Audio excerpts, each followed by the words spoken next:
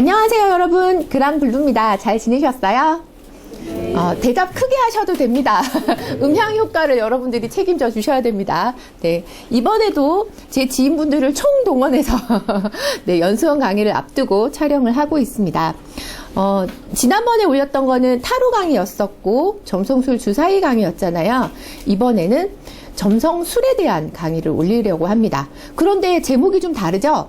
준마술이에요. 이거 보시고 어떤 분이 마술이냐고 물어보신 분 계시던데 아니고요. 아래 써놨죠? 아줌마들을 위한 쉬운 점성술. 네, 제가 계산을 해봤더니 한 5분 정도의 선생님들한테 점성술을 제가 배웠더라고요. 그래서 이 선생님, 저 선생님 이제 각각의 장점만, 엑기스만 모아 강의를 하려고 합니다. 근데 제가 배울 때 뭐가 되게 속상했냐면 너무 어렵게 가르치시는 겁니다.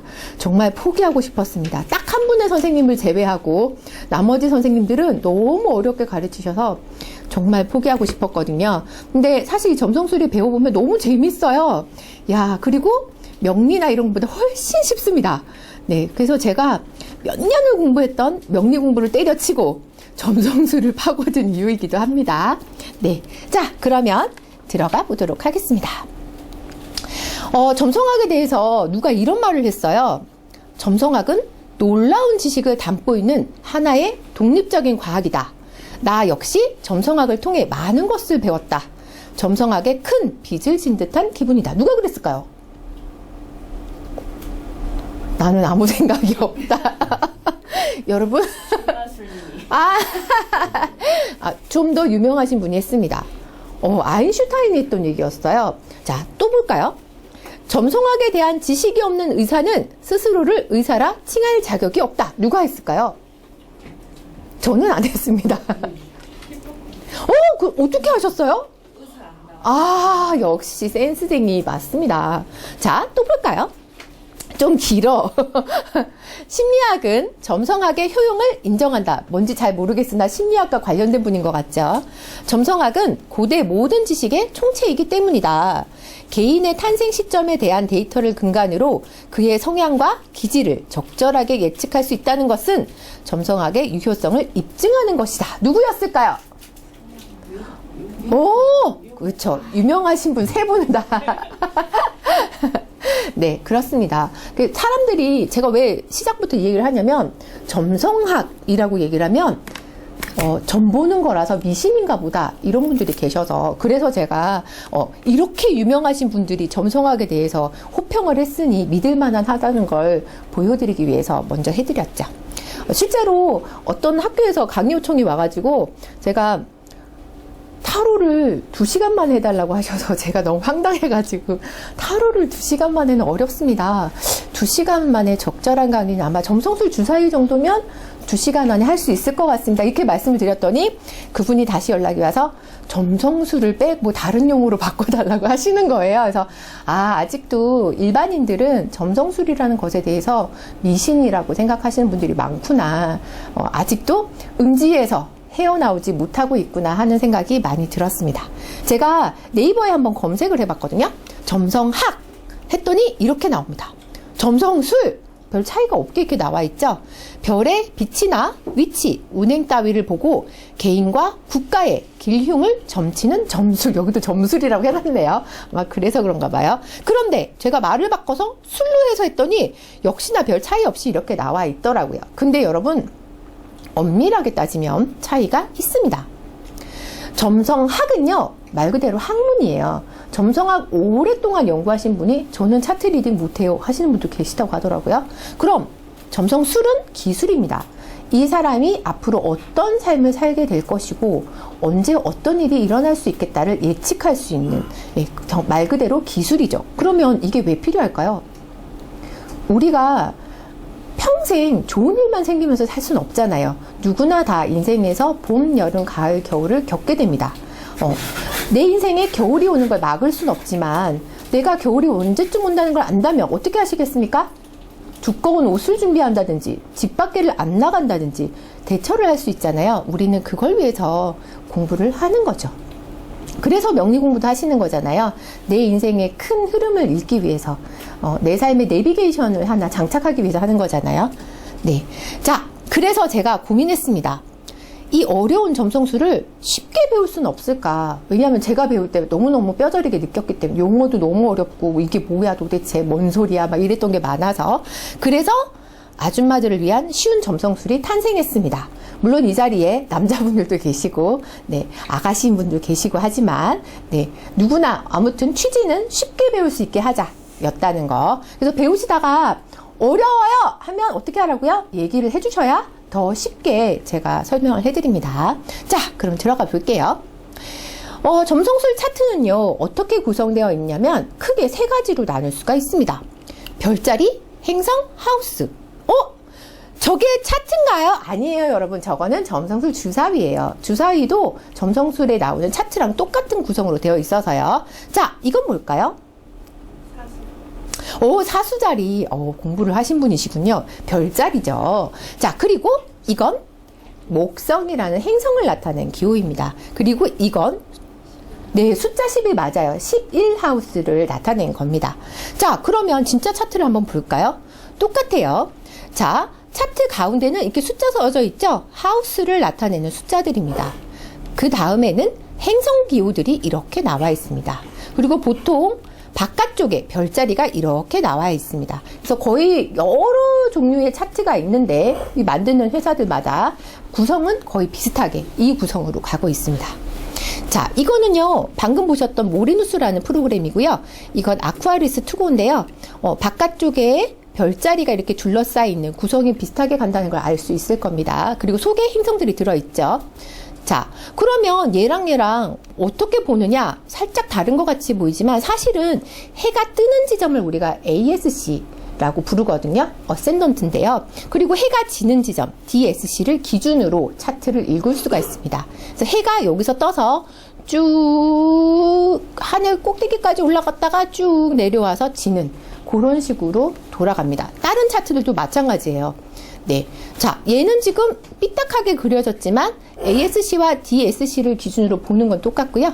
얘도 마찬가지입니다. 그래서 나중에 뭐 모리누스가 아닌 다른 차트를 보시더라도 당황하지 않고 ASC와 DSC가 어디에 있는지를 찾으시면 리딩을 하실 수 있을 겁니다. 자, 그러면 행성 기호가 상징이 어디서 왔나를 알아보려고 합니다. 어디서 왔을까요? 행성은? 응? 난 아무 생각이 없다. 우주? 네, 맞습니다. 우주 있잖아요, 걔가. 근데 이분이 이렇게 얘기를 하셨습니다. 신화는 집단 무식의 표현이다 라는 얘기를. 우리 행성 이름들이 사실은 알고 보면 다 신화에서 나온 걸 알고 계신가요? 그래서 제 강의는 신화 이야기를 바탕으로 해드립니다. 왜냐하면 그래야 그 이해도가 깊어지기 때문이죠. 자, 왜 신화를 알아야 하는지 한번 보겠습니다. 이 신들의 이야기가 이 점성술 차트에 다 녹아있기 때문이죠. 예를 들어서 금성과 화성이 만나면 불륜이 생길 수도 있는, 수성과 금성이 만나면 성 정체성에 의심이 생길 수도 있는, 그리고 토성과 목성이 만나면 서로 갈등이 있습니다. 달과 금성이 만난다면 서로 반대 성향이라 잘 안 맞게 되는 거죠. 그래서 이걸 그냥 우리가 학문적으로 금성과 화성은 불륜, 수성과 금성은 성 정체성의 의심 이렇게 외우시면 이해가 안 되실 거예요. 그런데 신화 이야기를 보고 나면 그게 그래서 그랬구나 하고 이해가 되실 겁니다. 자, 볼게요. 자, 금성과 화성이 만나면 왜 불륜이라는 걸까? 여러분, 화성은요, 전쟁의 신 아레스를 의미하거든요. 그리고 금성은 미의 여신, 여러분 사랑의 비너스 많이 들어보셨죠? 바로 그 비너스가 아프로디테인데요. 네, 전쟁의 신 화성과 미의 여신 아프로디테가 서로 불륜 커플이었던 겁니다. 그래서 요 두 행성이 나오면 불륜이 여기에서 나온 이야기가 되는 거죠. 뭐 하는 장면일까요? 그렇죠. 남편한테 딱 걸린 거죠. 그렇습니다. 사실 이 아프로디테는 남편이 있었어요. 헤파이스토스라고 올림포스에 되게 못생긴 대장장이 신이 있었는데, 참 속이 터지겠죠, 이 신랑이. 네, 이 불륜 현장에 딱 걸린 겁니다. 네. 자, 수성과 금성이 만나면 왜 성 정체성에 의심이 든다고 할까? 네. 자, 헤르메스는 제우스의 전령이거든요. 네. 그리고 방금 보셨던 그 아프로디테, 헤르메스와 아프로디테의 아들이라고요? 그렇습니다. 아프로디테는 연인이 한둘이 아니었어요. 예. 자, 수송과의 사이에서 이렇게 자식이 태어났는데 헤르마프로디토스, 엄마와 아빠의 이름을 교묘히 잘 붙였습니다. 헤르마프로디토스 이렇게, 그쵸? 그런데 엄마가 미의 여신이야. 아들이 얼마나 잘생겼겠어요. 예, 상상에 맡깁니다. 근데 그렇게 잘생긴 아들이 호숫가에 놀러 갔다가 이 호수의 요정 찰마키스 눈에 띕니다. 너무 잘생겨가지고 이 요정이 얘를 놔주질 않는 겁니다. 물에 들어간 이 헤르마프로디토스를 꽉 껴안고 소원을 빕니다. 절대 떨어지지 않게 해주세요. 그랬더니 남녀가 합쳐져서 이렇게 남녀 추니가 생겼다고 하네요. 신화에 나오는 이야기입니다. 그래서 남자의 생식기와 여자의 생식기를 다 가진 양성이 되었다는 그런 신화가 있습니다. 표정들이 되게 어두워지시네요. 현실에서는 일어나기 어렵습니다. 자, 토성과 목성이 만난다면 왜 갈등이 생기는 걸까? 여러분, 이 토성은요, 목성의 아버지예요. 네. 근데 이 아버지 세턴이요, 저주가 하나 있었으니 뛰어난 자식이 태어나면 너의 그 왕의 자리를 뺐을 것이다. 그러니까 이 아빠가 자리는 빼앗기고 싶지 않고, 자, 어떻게 했을까요? 자식을 다 삼켜버립니다. 그렇지만 마지막 막내 아들 하나만 빼돌려져서 크레타 섬에서 몰래 키워지죠. 그 아들이 바로 제우스였던 거죠. 이 아빠와 아들 사이의 사이가 좋을 수 있을까요? 없겠죠, 당연히. 그래서 당연히 그렇겠네. 신화 이야기를 안다면 갈등은 생길 수밖에 없겠구나가 이해가 되실 겁니다. 자, 달과 금성이 만난다면 서로 반대 성향이라고? 아까 제가 미의 여신 아프로디테 불륜하는 현장도 잡혔었고 신랑도 아닌 다른 남자하고 아들도 낳았다는 사실을 방금 아셨잖아요. 여기 보시면 정식으로 결혼한 남편인 헤파이스토스를 두고도 여러 남신들과 인간까지도 연인으로 두었던 미의 여신 아프로디테, 행실이 그닥 바르진 않았습니다. 그런데 여러분, 아르테미스는 달의 여신인데요, 영원히 순결한 처녀신으로 살겠다고 다짐을 했다고 합니다. 둘의 성향이 너무 다르죠. 네, 아까 불륜 현장 들켰던 바로 그 그림이고요. 이건 자기뿐 아니라 자기를 돌봐주는 시녀들조차도 처녀들만 있을 수 있도록 그랬던 거죠. 그런데 그 중에 한 명이 임신을 했습니다. 누구의 아이일까요?